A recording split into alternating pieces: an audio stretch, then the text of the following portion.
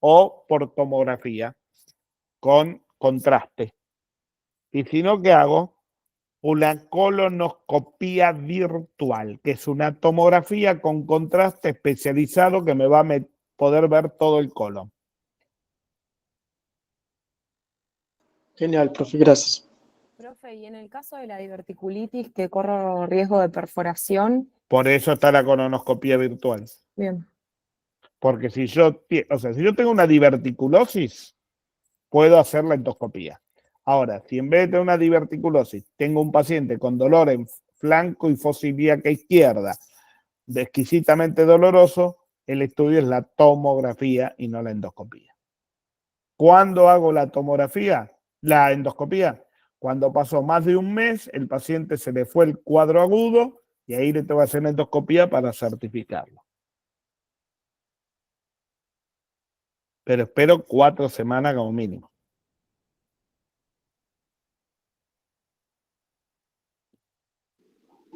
Quando que em la enfermedade verticular tenho que sí o sí fazer uma cirurgia ou a cirurgia de Hartmann? No. Pasamos en la diverticular de hacer a todo cirugía a operar en complicados muy severos. ¿Qué significa con esto que quiero decir? Cuando yo estudié, hace 30, 40 años atrás, todos se operaban los divertículos. Hoy no. Hoy el divertículo es tratamiento médico preferentemente.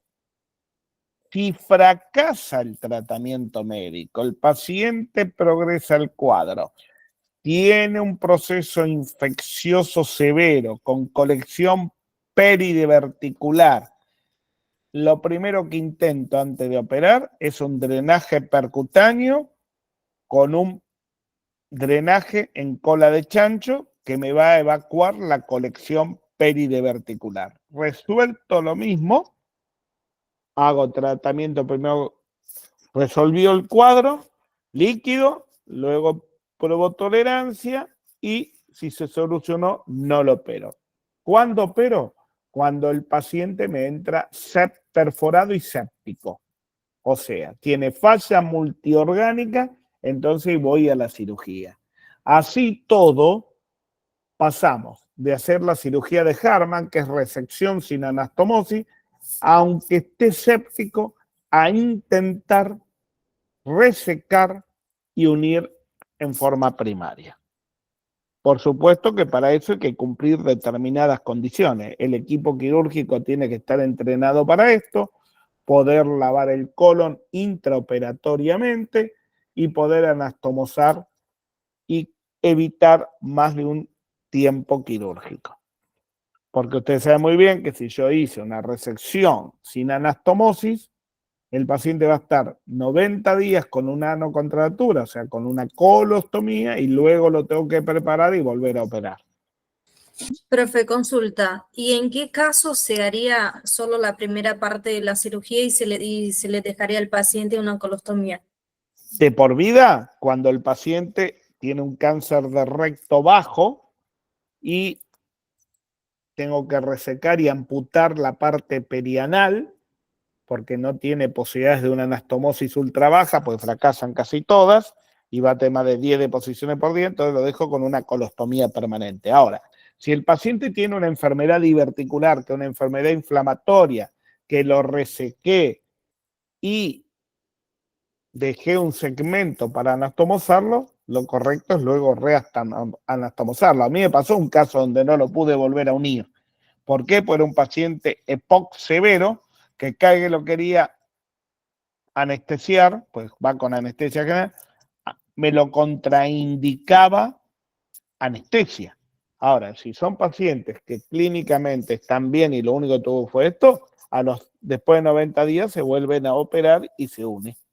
Por eso, para evitar todo esto, en la primera cirugía hay que tratar de unirlo. Estamos dejando de hacer colostomía derivativa, que es la operación de Hartmann, resección y colostomía. ¿Comprendieron esta parte? Sí, gracias. ¿Qué quiero decir con esto? Que cada vez operamos menos para hacer Hartmann. Ahora, vos me podés decir, mirá, un familiar mío entró en un hospital de emergencia, mal estado general, y le hicieron una Harman. Bueno, es que el equipo, por lo general el que está de guardia es el equipo menos entrenado, el que menos experiencia tiene. Pues ya los viejos ninguno queremos ser guardia. Pues no nos pagan lo suficiente como para que estemos de guardia. Entonces, gente más joven que recién terminó y no quiere llevar sobre el peso de su espalda que haberlo anastomosado en forma primaria, que fracasó, el paciente se puso séptico por la fístula que provoca y se murió. Entonces, todo depende en qué circunstancia ingresa el paciente y en qué estado general tiene el paciente. También depende del anestesista, pues si yo quiero anastomosarlo me va a llevar más tiempo que hacer una Harman. Y cuando yo lo quiero anastomosar me dice, basta, no da más, respiratoriamente lo quiero mandar a terapia con un tubo, entonces bueno, le tengo que hacer una Harman. Ahora, lo correcto y lo indicado hoy, en el año 2024, resecar y anastomosar.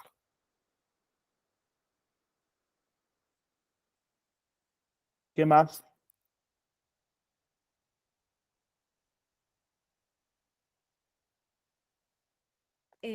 Profe, ¿en cáncer de recto superior y medio se hace el tratamiento negro neoadyuvante o no?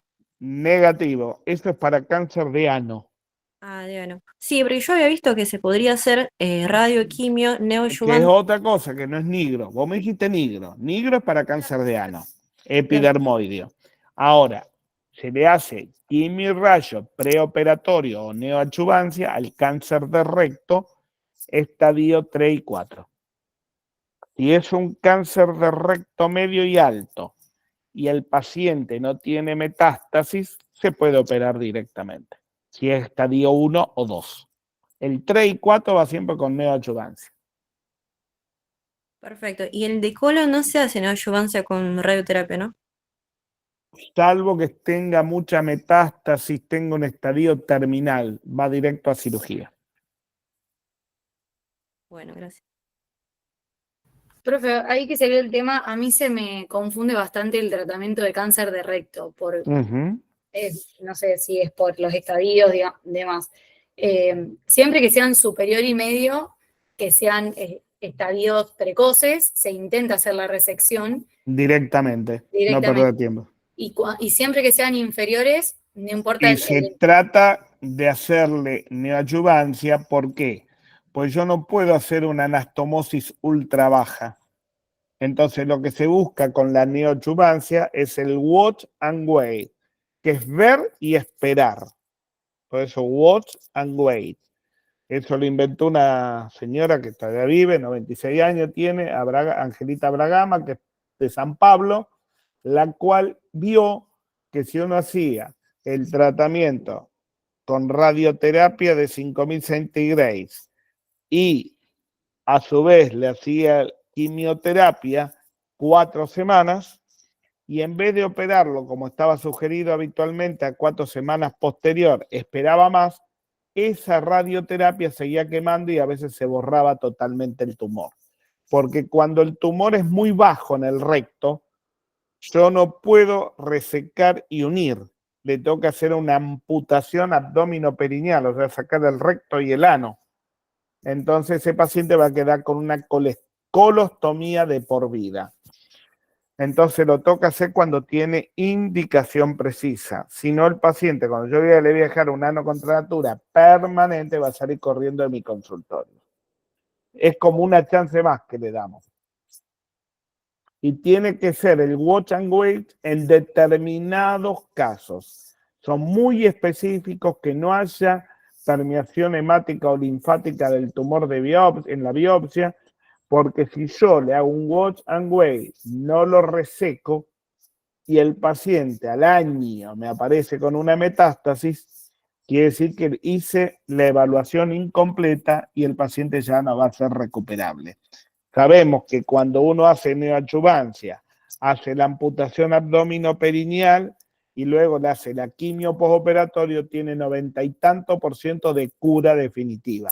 Lo único que tiene que estar con una ano contractura, lo cual nadie le hace feliz estar con eso de por vida.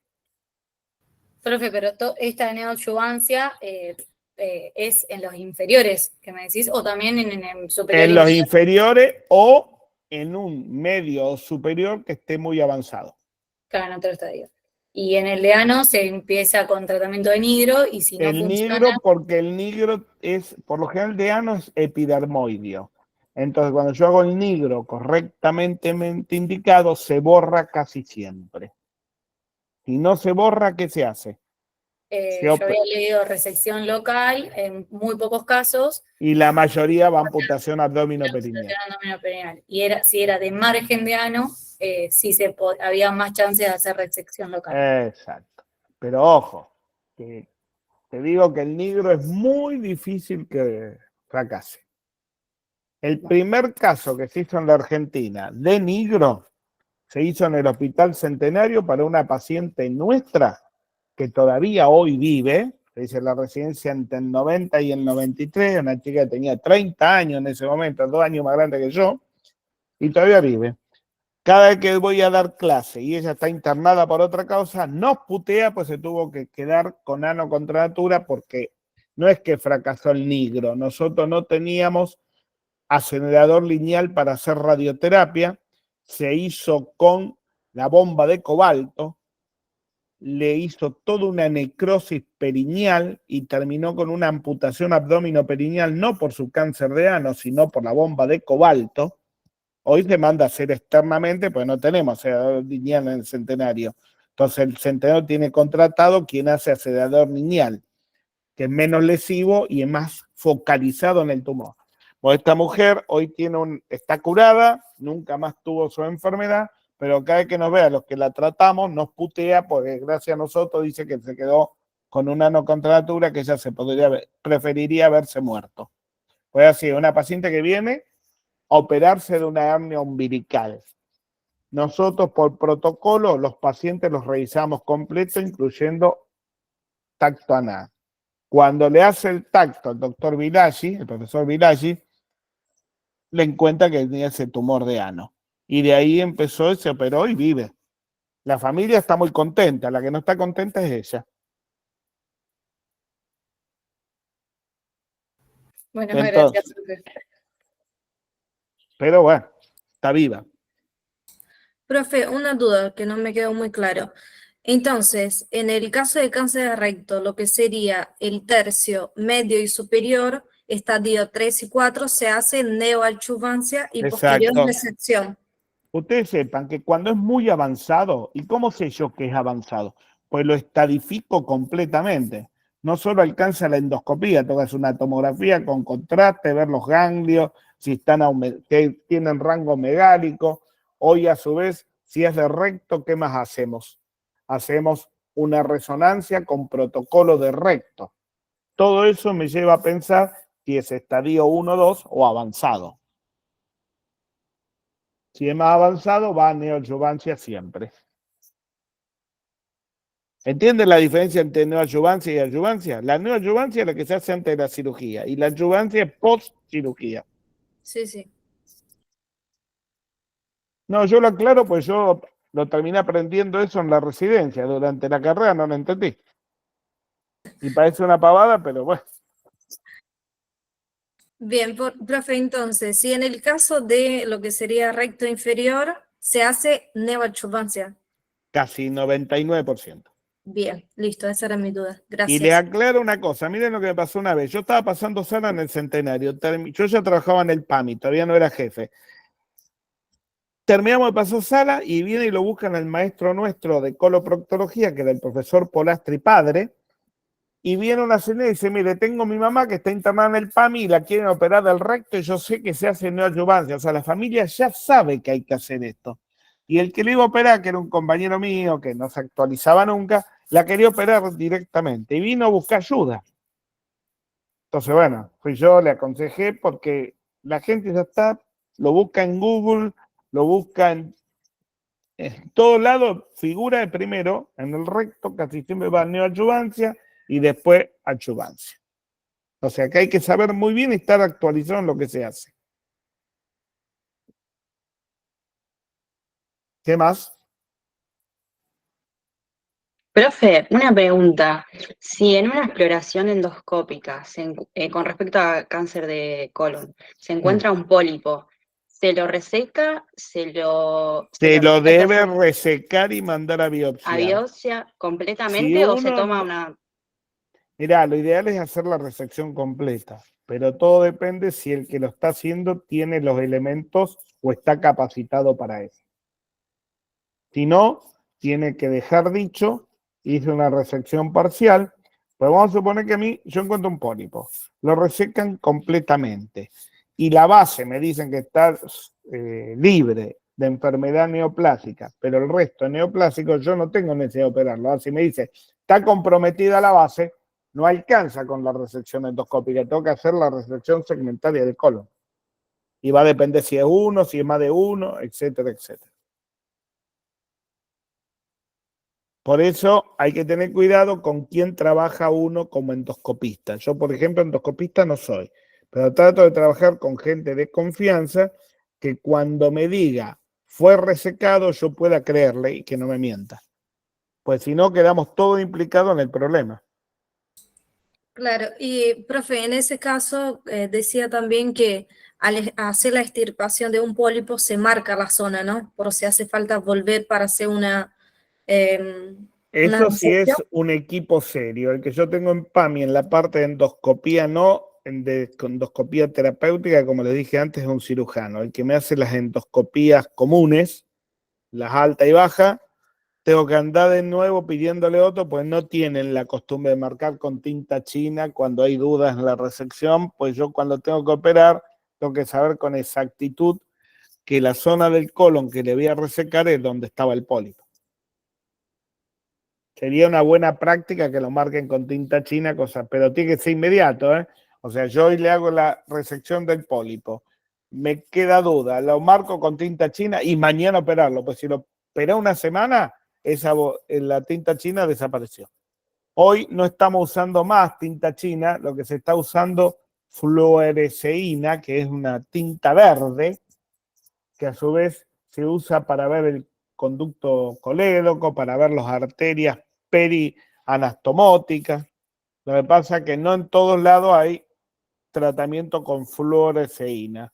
El que inventó esto es un rosarino que trabaja en Buenos Aires, que estuvo en Estados Unidos, y es una sustancia no es radiactiva, pero es muy visible y me va a permitir ver si la anastomosis quedó bien hecha o si la zona de marca es la correcta.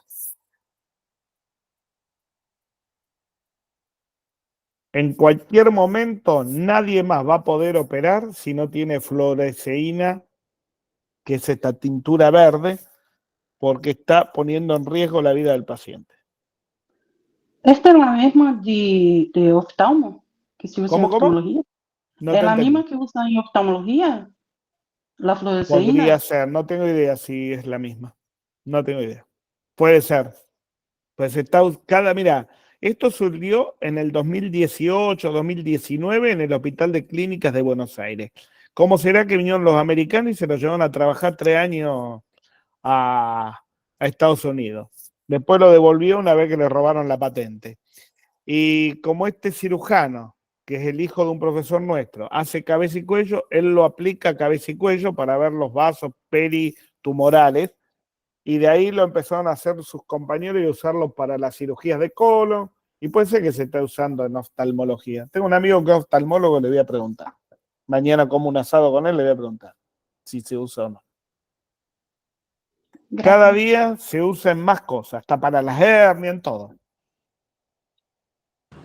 Profe, cambiando un poco de tema, la fluxión, ¿el tratamiento se hace inicial médico o se hace hemorroidectomía? Mirá, ni uno ni otro. Si la fluxión hemorroidaria es exquisitamente dolorosa, vos ves que es muy grande, hay que hacer anestesia local, o sea, desinfectar la zona perianal, anestesia local, cortar y sacar el coágulo. Ahora, si vemos que es una fluxión chiquitita, lo podés hacer, mandar a hacer baño de asiento a ver si solito pasa. Si ve que en 24 horas no solucionó y sigue con dolor, ¿qué tenés que hacer? Hacerle la anestesia local, cortar. Una vez que resolvió la fluxión, lavado con agua, con Pervinó, etcétera, etcétera, lo mandás a un proctólogo. Eso te hace vos como médico general en una guardia, ¿eh? No lo puedes mandar con dolor a la casa, pues no hay proctólogo en el lugar que vos trabajás. Una vez que resolviste este cuadro agudo, lo mandás al proctólogo para que lo opere la hemorroide en forma definitiva para no vuelva a repetir el cuadro. Yo mi primer resección o mi primer resolución de fluxión la hice en el Hospital Centenario antes de ser residente de cirugía, haciendo el medicato en la guardia del Hospital Centenario. Me enseñó un cirujano que estaba de guardia conmigo cómo hacerlo. ¿Y el tratamiento de la trombosis sería lo mismo? ¿Lo sacás del coágulo? Claro, vos haces anestesia local en la base de la fluxión. Una vez que esperaste un ratito, ¿qué pasó? Pequeño cortecito con bisturí, con una hemostasia, tomás el coágulo, lo sacás, va a ver que va a venir un poquito de sangre, no te asustés, lo lavás con agua oxigenada y Pervinó, le pones una gasa y lo mandás a la casa. Y te lo citás otro día para ver cómo está. Genial, gracias. Eso no resolvió la hemorroide de base. Después se la mandaba un especialista o un cirujano que pueda, si no tenés proctólogo, un cirujano general que le pueda resolver la hemorroide en forma definitiva.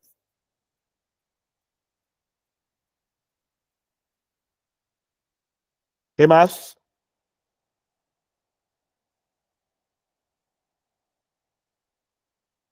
Profe, yo escuché que la estenosis pilórica se da en el primer hijo varón. Y yo no sé si, o sea, si lo leí, si está mal apuntado o qué, porque no ¿No? encuentro. Está bien, Pero está ¿por qué? perfecto. Pero no es el único que se le da, es genético eso, pero no es el único.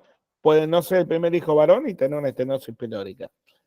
Un cirujano amigo mío, su hija se operó de píloro y no era su primer hijo varón, era su primera hija, hoy es cirujana, y lo tuvo. O sea, ¿qué quiero decir? Que no es una verdad absoluta. Dale, ¿Y es en que yo lo qué había leído y no consiste, encontraba razón y en científica. qué consiste el tratamiento de la estenosis pilórica? Es quirúrgico. ¿Cómo se hace? ¿Qué es lo que haces en la cirugía? O vas a tener que en la unión estómago, duodeno, ¿qué encontrás? Una protuberancia que evita el paso del contenido y aparecen Muy vómitos. bien. Eso parece como una pelota de rugby. ¿Cómo se diagnostica? Se palpa muchas veces y bueno, la clínica también ayuda. Yo hice muchos años cirugía pediátrica y jamás en mi vida pude palpar una. Me voy con la frustración de haber dejado sin poder diagnosticarla así. El Con verdadero eco, diagnóstico hoy se radiografía y hace eco. ecografía de por medio. Cuando yo empecé, se hacía por vía de una contrastada. Hoy no se hace mal contraste, se hace una ecografía.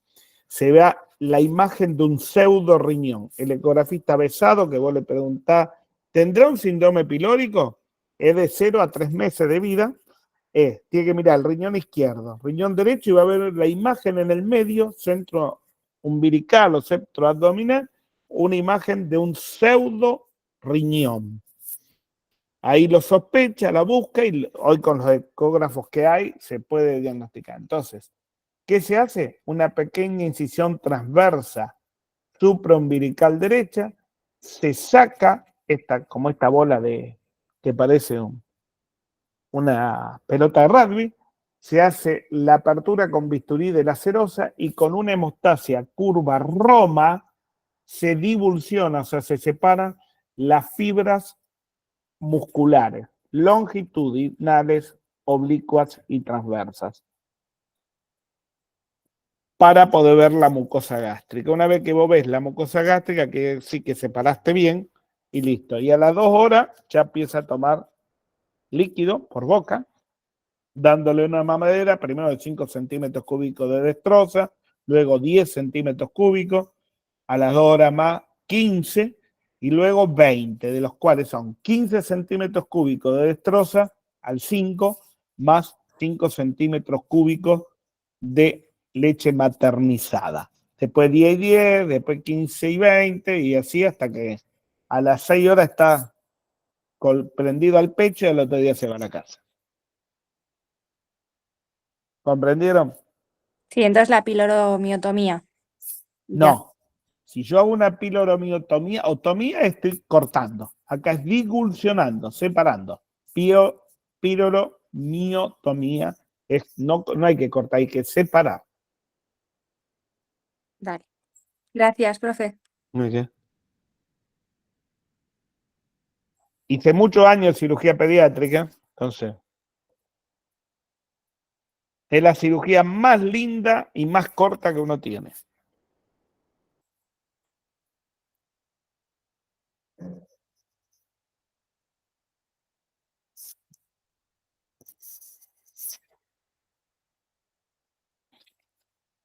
¿Qué más?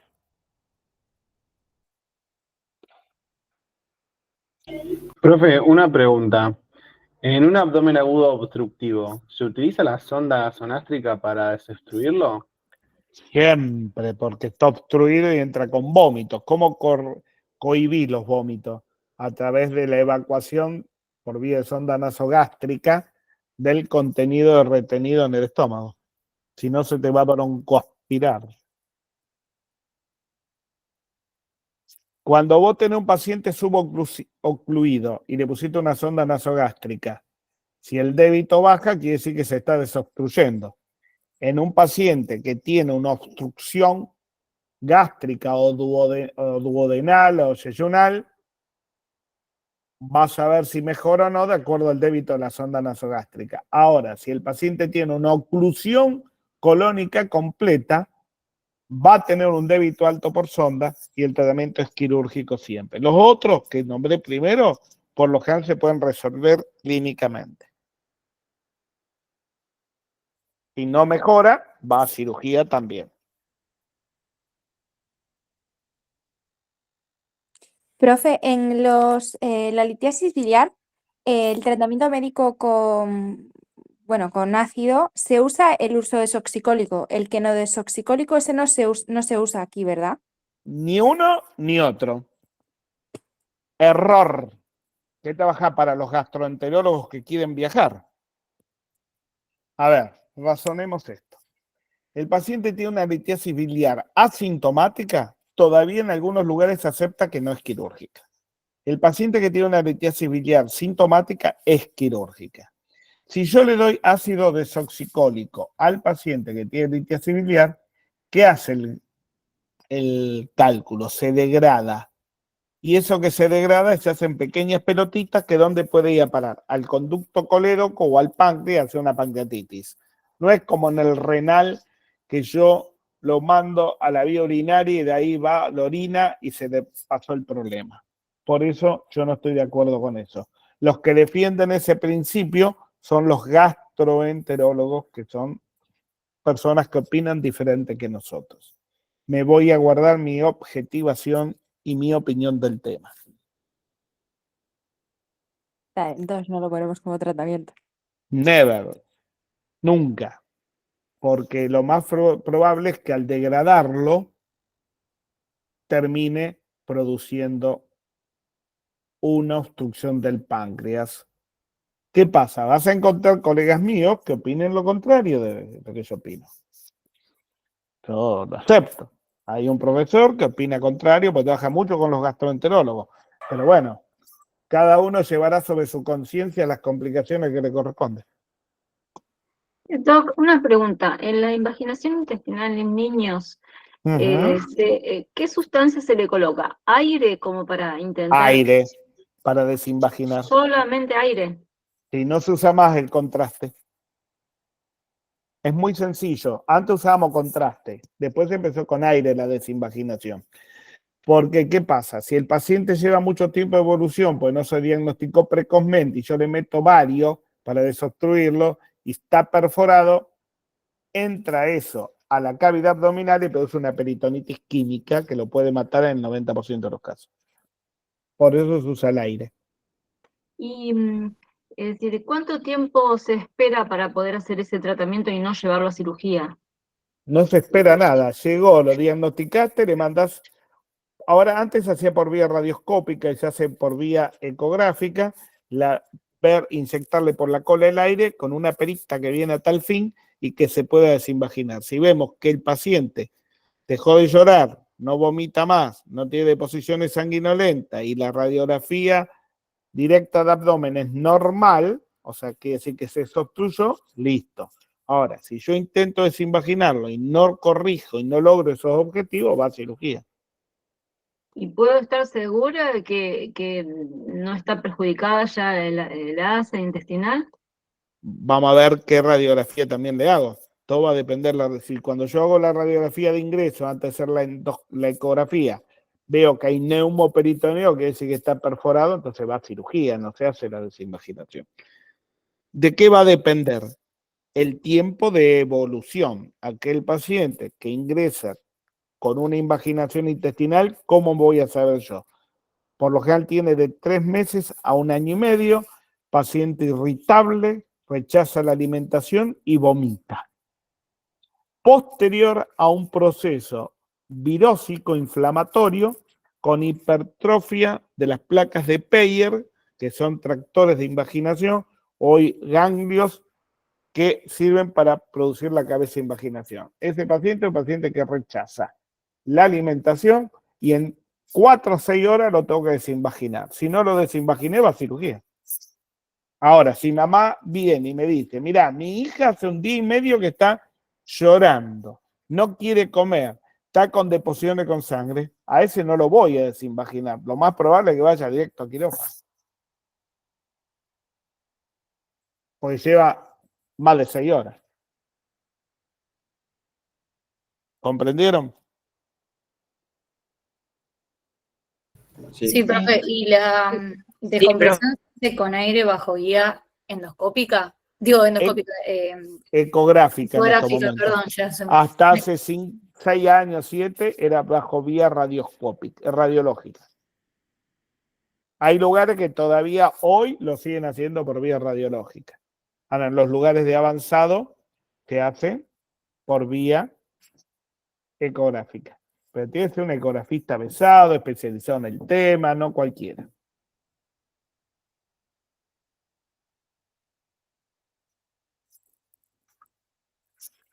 ¿Qué más? Profe, a mí me quedó una duda sobre el uso de sedal en las fístulas. Sí. ¿Se Sedal utiliza? no existe más. ¿Qué es el sedal? Era un hilo grueso que se Bien. usaba para atar paquetes. Hoy, en vez de usar sedal, pues no hay más, no se fabrica más y no se usa más. Hoy, ¿con qué se hacen los paquetes? Con cinta adhesiva, una cinta gruesa de embalar.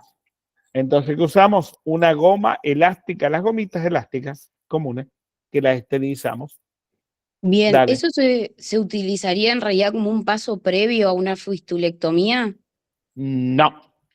Yo hago la cirugía, haciendo la fistulectomía. Como no voy a poder resecar completa, pues si no voy a cortar el esfínter y lo voy a dejar con una incontinencia, abro donde puedo, le mando por dentro, hago la comunicación entre un tejido y otro, mando por dentro la gomita, lo hago tipo U, o sea que va a entrar al recto y va a venir por el ano y lo voy a atar acá desde el orificio, o sea, me queda como una U y la ato y voy achicando cada vez más, acercándome para que corte y cicatrice.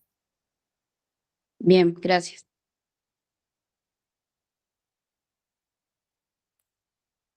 O sea, no es una goma que está doblada, sino que yo lo que hago es cortar la goma, que me quede como una tira larga y la meto por adentro. Ahora, cuando teníamos sedal, era mucho mejor, pero bueno, no consigo. Los hilos que se consiguen son hilos muy de nylon, que si yo los esterilizo se quema y se degrada. Por eso que usamos la goma. ¿Y el paciente tiene que estar cubierto con antibióticos, digo, por la zona? Está por lo general cubierto, pero no por el uso de la goma, sino por el tipo de cirugía, porque por lo general llegan con un proceso infeccioso de por medio. ¿Y más o menos cuánto demora en el procedimiento habitualmente para Y sanar? depende, si es simple, 40 minutos. Ah, cicatrización definitiva, 3 semanas, 4. Es muy difícil determinar cuánto tiempo, porque cada uno es muy particular. Y el otro problema que tenemos es que los pacientes no se bancan tener eso colocado ahí, porque si uno lo hizo bien y a conciencia, tracciona y tira de eso. Ese es el problema mayor. Profe, ¿y el descenso con el gas orbital se hace o no? De la mucosa. Sí, pero cuando yo tuve que resecar todo. Ah, bueno, sí. Las complejas. En otro caso, que no hablamos hoy, hablamos del absceso, hablamos de la fístula, la fisura. La fisura es un esfínter hipertónico por un proceso lesivo crónico en el borde del mismo. Entonces, antiguamente, cuando teníamos una fisura a nivel del esfínter anal, que es una cicatrización crónica del mismo, hacíamos una resección para que ese esfínter hipertónico se ablande. Como hay mucho riesgo que uno se pase de mambo y quede con incontinencia, lo que están haciendo los coroproctólogos es tallar un colgajo con piel y tejido perianal y deslizarlo sobre la zona donde está la cicatriz y unirlo adentro y que haya una buena funcionalidad de la región del esfínter anal. O sea que la esfinterotomía no se hace más. Yo lo sigo haciendo, pues yo lo aprendí a hacer, lo sigo haciendo. Pero gente más especializada que yo, que opera más de esto por años, aconsejan no hacerlo más. Entonces, a partir de ahí le empecé a prestar atención.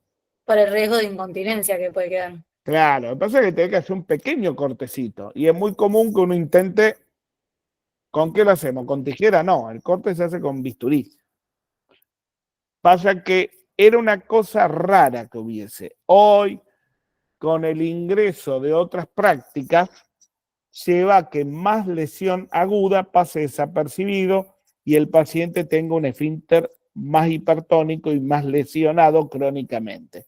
Entonces, se vio que tallando un colgajo se soluciona más fácil y no haya secuelas de hipertonía, o sea, de incontinencia anal. Porque está catalogada como una enfermedad inculpable y que terminemos en mala praxis. Hoy nos cuidamos de determinadas cosas más por el intento de juicios. Y ya que estamos en estas patologías, en la hemorroidectomía, ¿qué se usa más? ¿La cerrada, la de Ferguson? Esa es la que se usa más hoy. Yo uso la cerrada más que la abierta, pero si yo voy a operar en vez de una sola hemorroide, más de 3, porque el paciente y más la mujer tuvo varios embarazos seguidos, más una la puedo hacer abierta porque tanto cerrado me puede llevar una estenosis, que es la consecuencia de tratar más de 2 o 3 juntas y el paciente va a venir a la consulta no saludándome para el Día del Amigo. Entonces por ahí hacemos 2 Ferguson y una abierta. Pero siempre recuerden este principio. Cuando yo resuelvo una hemorroide 2 o 3, solucioné esas venas. Pero eso no significa que haya una resolución definitiva. Es como una olla a presión. Yo cerré esta y pueden aparecer otras dilatadas a futuro. Entonces siempre hay que explicarle al paciente que vos le vas a resolver esta patología que tiene ahora. Lo cual no significa que exista la cura definitiva.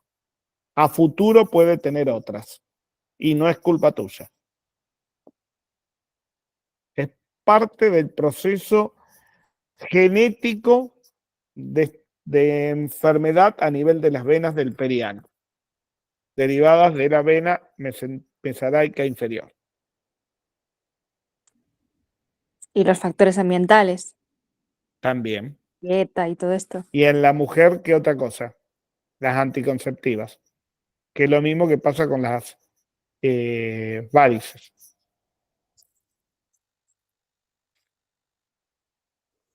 Siempre recuerden que una enfermedad perianal no tenemos que dejar que el árbol me tape el monte.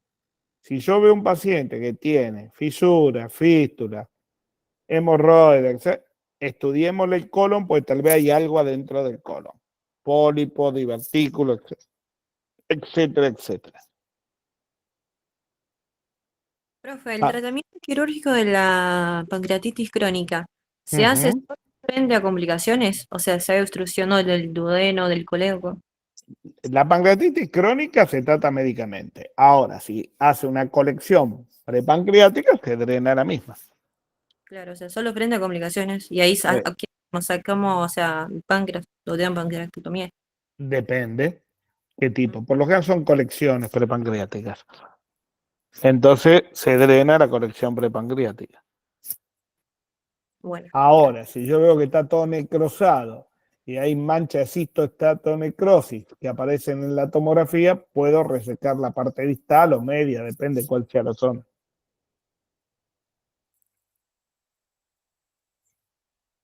¿Qué otra cosa va a tener que a mí me va a hacer pensar que es una pancreatitis crónica y no un cáncer de colon, de páncreas? La esteatorrea, o sea, deposiciones con grasa. claro, la clínica, o sea, puede hacer que el paciente tenga diabetes, mala digestión. También, pero va a tener dolor también, porque dentro de esa pancreatitis crónica puede ser una pusea aguda. Y cuando yo haga la tomografía me va a dar la imagen que no es un tumor, que no es una pancreatitis, porque no va a tener hiperamilasemia y voy a tener un páncreas que parece un marlo. ¿Qué es el marlo? La base de un maíz,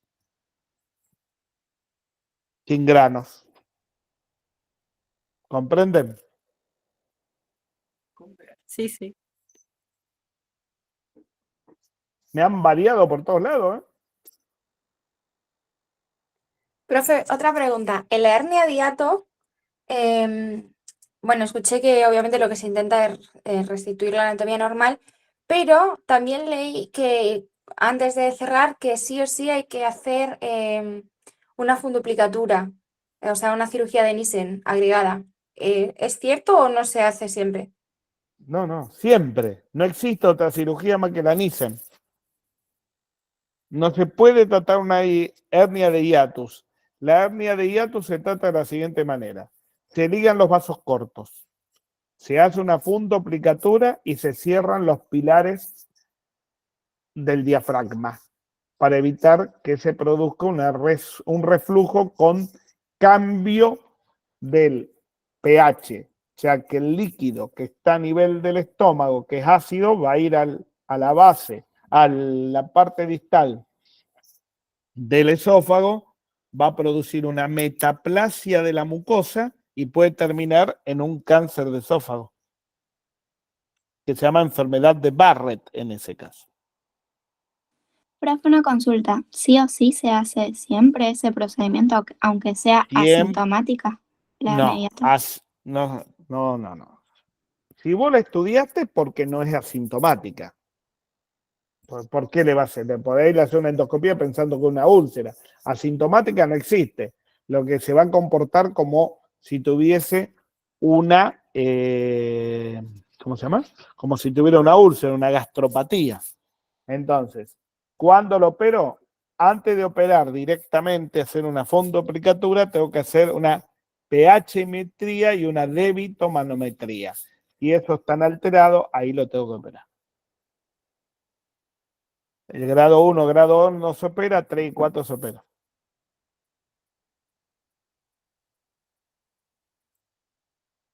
Antes de que existiese la videolaparoscopía, se dejó de hacer la cirugía y se le daba toda la vida protector de la mucosa gástrica.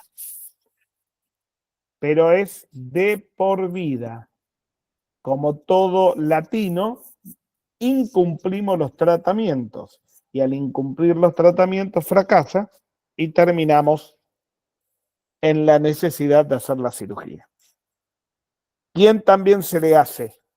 ¿Qué pacientes llevan esto? Que antes hablamos de pediátrica. Los pacientes con reflujo gastroesofágico pediátrico relacionado con síndrome de Down. Porque si no, los pacientes hacen neumopatías por broncoaspiración a repetición. ¿Estamos? Es una Profe, cirugía que se hace mucho en lo pediátrico. en los divertículos esofágicos, o sea, el tratamiento sería sacar el divertículo y hacer después la rafia muscular. Exacto.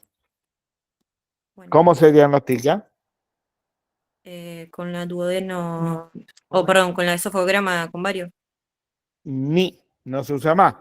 Con una buena tomografía se puede hacer. Estamos tratando prácticamente de desterrar el vario.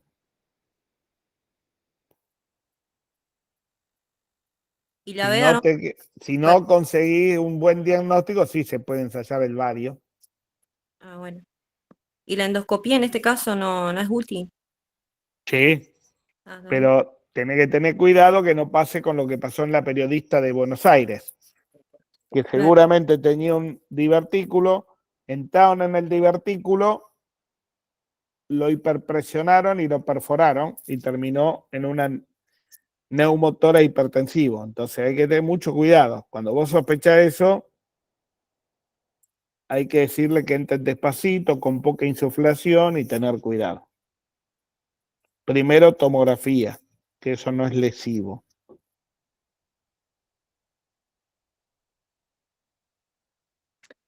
Y entonces el vario, o sea, casi no se usa más. Y los vólvulos que pasan a nivel colónico tampoco se usan. No, pues le hago una tomografía. La tomografía me muestra que tiene un vólvulo. Hago una rectoscopía en la guardia que estoy. Le coloco una sonda a través del rectoscopio. Insuflo a través de esa sonda. No en todos lados hay de esta sonda. Y una vez que le metí, puedo desvolvularlo.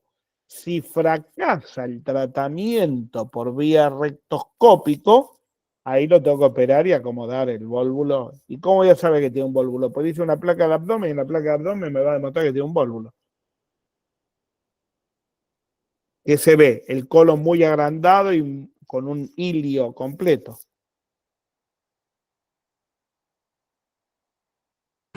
Profe, en este caso, ¿cómo sería la descompresión endoscópica? ¿Conocen los rectoscopios rígidos? Olvídense de los flexibles que ustedes conocen. El negrito ese no. Estamos hablando de que usamos los cirujanos, que es un rectoscopio rígido de unos 30, 40 centímetros. Se entra con mucho cuidado para no lesionar por la flexura del sigmoide y una vez que lo coloqué, a través del orificio de esto que no es sólido, es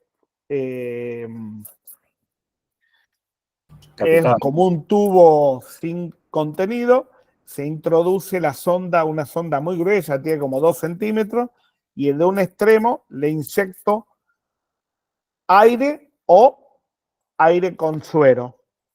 Y eso va a ser como un remolino que se desvolvule. Si yo tengo radiografía dinámica dentro del quirófano, lo voy a poder ver automáticamente. Antes yo en el PAMI no tenía esa posibilidad, pues me tocó en varias guardias. Un día me tenía que ir a la cancha, tenía la entrada para ir a la cancha y estaba desvolvulando una y mi hijo no me habló por un mes, pues pensó que perdíamos el partido. Día del partido. Entonces, tenía rayo al lado, le hice la radiografía, vi que se desvolvuló y listo, no lo operé. Otra me fracasé y tuve que operarlo. Sábado a la noche, no me voy a olvidar nunca. Y se intenta solamente cuando no está complicado, cuando el paciente... Cuando sé que el paciente no está perforado. ¿Cómo sé que el paciente no está perforado, aparte de la tomografía, etcétera? Porque el paciente que está perforado está taquicárdico e hipotenso. Si el paciente está normal y está hinchado nada más, pruebo la desvolvulación por vía endoscópica, rectoscópica más que endoscópica. ¿Para qué uso el endoscopio rígido? Para que me sirva de tutor para meter esa sonda gruesa. Que es de goma, no es de silastic, no es de plástico, es de goma.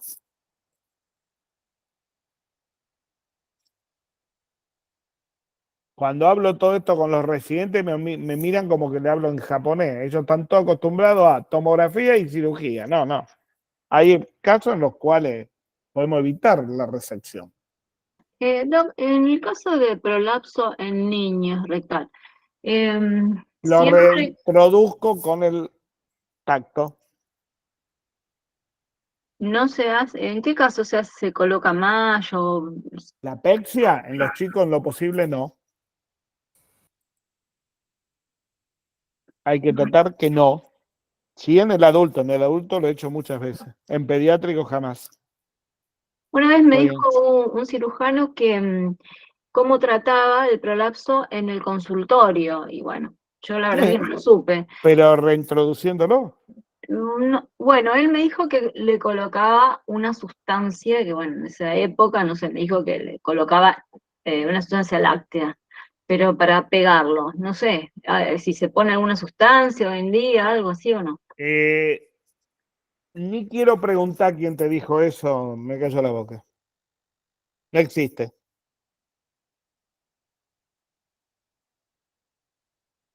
No existe. Sí, hemos tenido muchas veces. ¿Saben quién nos vienen prolapsados? Los chicos que de chico hubo que hacerle una colostomía y pasó mucho tiempo, no se lo retransitó, entonces le prolapsan toda la mucosa y vienen a la guardia y hay que introducirlo, el pibe llora porque le duele, entonces es muy difícil. Yo no hago eso. Yo cuando es un prolapso trato de corregirlo por vía táctil. Nunca leí lo otro que te dijo. Anda a preguntarle al que te lo dijo. Puede ser algo que yo nunca leí.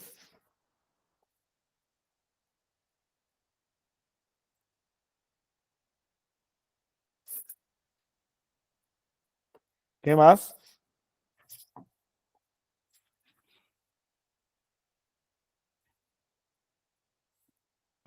Profe, ¿y cuándo está indicada la toxina botulínica en la fisura? Bueno, ese es un tema muy controversial. La toxina botulínica tenemos un problema. La estamos usando en hernias, la estamos usando también, como decía, en fisura, todo eso, pero no está autorizada por ANMAT. Entonces hay que tener mucho cuidado en el uso, no lo reconocen las obras sociales, estamos peleando para que lo reconozcan, entonces yo no la uso hasta que no la autorice ANMAT, que es como si fuese la FDA de Estados Unidos, la EA de Europa. Todavía los trabajos son todos experimentales, donde no es muy útil para el cirujano general. No es útil cuando tenemos un paciente que perdió derecho al domicilio el contenido abdominal y para ampliar la cavidad abdominal hacemos neumoperitoneo y para que el músculo se relaje usamos la toxina botulínica de complementación. Bueno, todavía no está autorizado. ¿Y para la calasia, profe, está autorizada o tampoco? Tampoco. La calasia es muy sencilla, la cirugía. Se hace una cirugía translaparoscópica abdominal o los torácicos transtorácica, se busca la zona y se hace como si fuese la dilución en el tratamiento del píloro que les conté antes, se hace con la musculatura en la pared lateral del esófago. ¿Ya no se hace más la dilatación con balón? Sí, fracasada la dilatación con balón, se usa la operación de Heller, que es con el gancho del hook quemar la musculatura, sin lesionar la mucosa, obviamente. Profe, una consulta. Con respecto a los tumores de cabeza y cuello, ¿habría que No profundizar? tengo idea, de eso no te puedo contestar nada. Ok, o sea, pero con saber el manejo de lo que serían las masas, ¿ya estaría o habría que profundizar algún que otro tumor puntual? No, yo creo que con eso está bien, porque esto es medicina general, no es especialista en cabeza y cuello. Busquen el teórico que dan, que está muy bien. Listo, perfecto, gracias. De eso no voy a guitarrear porque no tengo ni idea. Ok. ¿Qué más? Profe, usted dijo que en la calasia, ¿qué tratamiento dijo? Pero yo tengo miotomía y dijo que no se Miotomía hace. de Heller, parecido al píloro. Listo, gracias. Se llama Heller la cirugía, la inventó un señor Heller. H-E-L-L-E-R. Es Y una muy después a, linda a eso se le hace la fondoplicatura para evitarle el reflujo. No siempre. Depende si es muy grande o muy chica. Si es grande, sí hay que hacer la fondoplicatura. Pero siempre recuerden que a la fundoplicatura se le agrega el cierre de los pilares del diafragma, con 3 puntos. Tuvimos la suerte en Rosario de hacer la primera por vía translaparoscópica que se hizo en la Argentina en el año 94, en el que ya no está más Sanatorio de los Arroyos, que ahora se llama Sanatorio Aliare, que se volvió a abrir. Y nos criticó todo el mundo y hoy lo hace todo el mundo. Nos tomaron de criminal por hacer eso.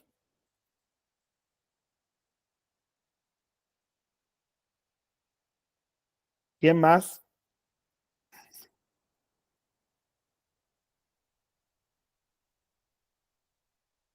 ¿No hay más preguntas?